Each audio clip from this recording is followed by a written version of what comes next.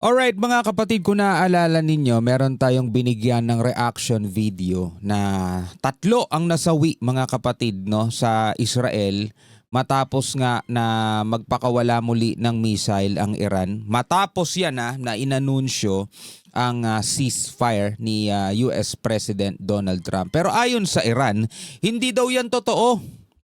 Hindi daw yung totoo mga kapatid, no? So hindi natin alam kung sino ang nagpakawala ng bomba ngayon, no, ng missile dito sa Israel na ikinasawingan ng 3 o 4 na katao mga tol, no? Kasi sa GMA 4 ang nasawi, sa Net25 3 ang nasawi. So hindi natin alam kung ilan talaga.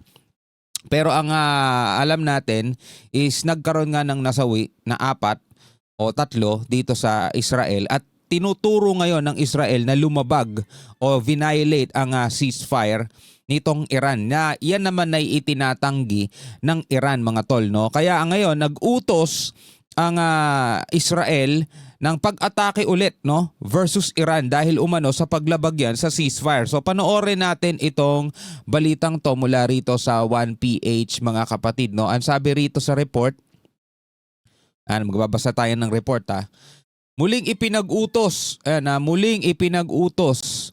ni Israeli Defense Minister Israel Katang ang high intensity operations na target ang regime assets sa terror infrastructures na sa Tehran.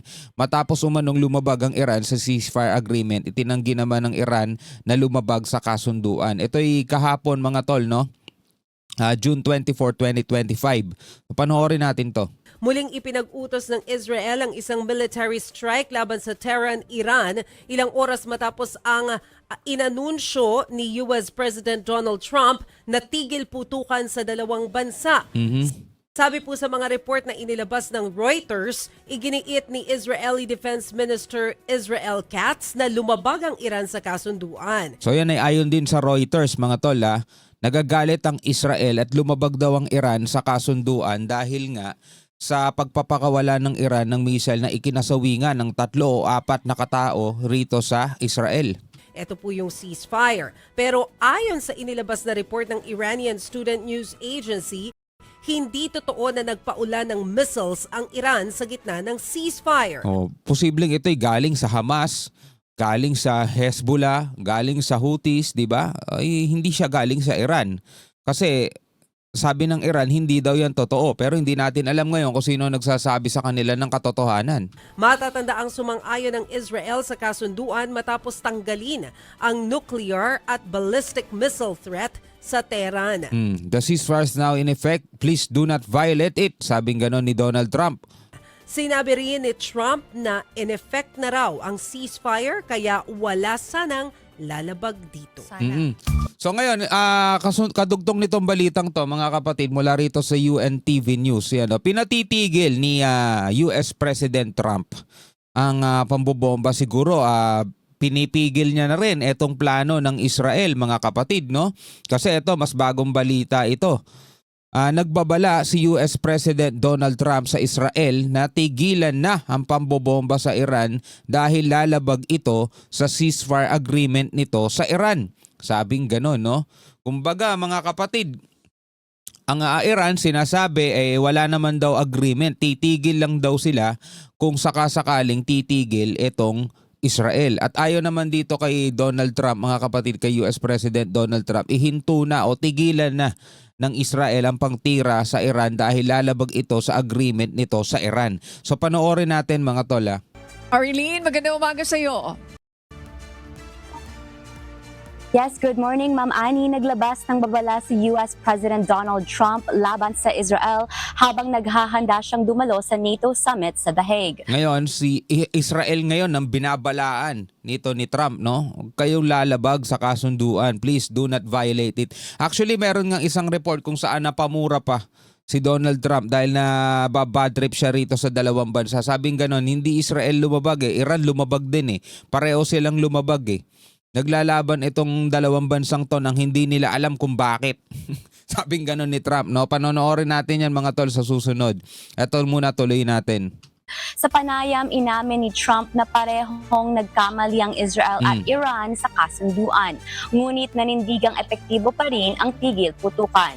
Inakusahan ng Israel ang Iran ng paglabag sa ceasefire sa pamamagitan ng pagpapakawala ng missile, bagay na itinanggi ng Iran sa pamamagitan ng state media nito. So itinanggi ng Iran na sila ang nagpakawala ng missile. So posible nga kung hindi ang Iran, di ka mga proxies nila, 'di ba? Pwedeng sa ano ba 'yan? Hezbollah, sa Hamas, sa Houthis, 'di ba? Pwedeng doon manggaling kasi wala namang ibang kalaban ng Israel kundi itong mga nabanggit lang natin, no?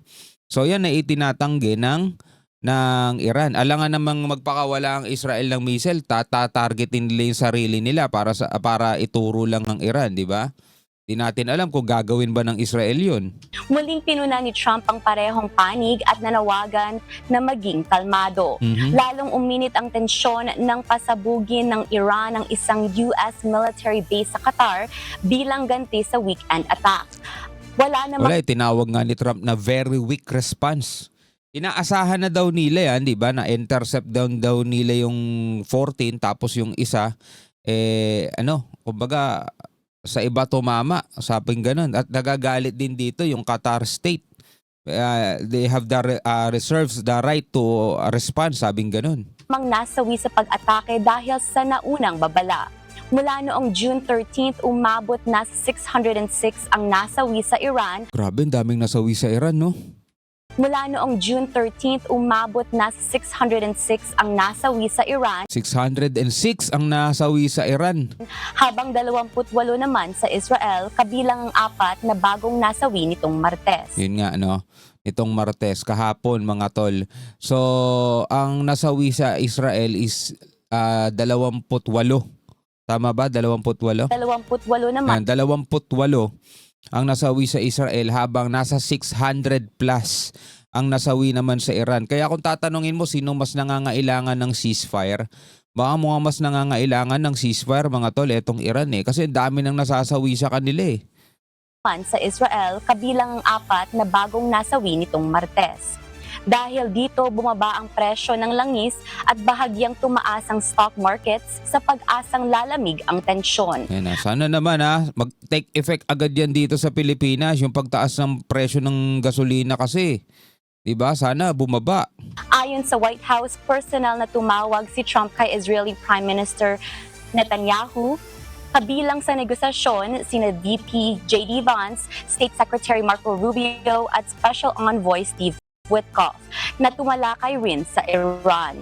Tinanggap ng Israel ang ceasefire kapalit ng pangako ng Iran na titigil sa anumang karagdagang pag-atake. So pareho sila ang Iran at saka ang Israel. Tinanggap ng Israel ang agreement kapalit ng pangako ng Iran na titigil sa pag-atake. At ang Iran naman sinasabi nilang no agreement, no ceasefire agreement, pero kapag hininto daw ng Israel ang pag-atake sa kanila, wala na daw silang intensyon na umatake pa. No? So hindi natin alam mga tol, sana, ilang lagi nating sinasabi, sana ay matigil na talaga at magkaroon na ng kapayapaan. Sa ngayon, in-effect pa rin ang ceasefire in-effect pa rin. Basta wala lang lalabag sa kanila. Pero etong dalawang to, nagigirian na naman ngayon, nagtuturuan sila kung sino lumabag Isang kasunduang igagalang umano ng Iran. Balik sa'yo, Ma'am Ani. Alright mga kapatid, bilang mga Pilipino, ano ang masasabi mo rito? Ikaw ba ay umaasa din? Umaasa rin na talagang mawawakasan na nga itong kaguluhan na to. In effect na daw mga tol, sabi ni US President Donald Trump ang ceasefire. In effect na. Ibig sabihin, gumagana na ngayon. Epektibo na ngayon at sana wala daw lumabag dyan. Pero eto na nga, ang Israel is nagpahayag na gaganti sila doon sa ginawang pambobomba ng Iran. Pero sinasabi ng Iran, hindi totoo yan, hindi kami nagpakawala.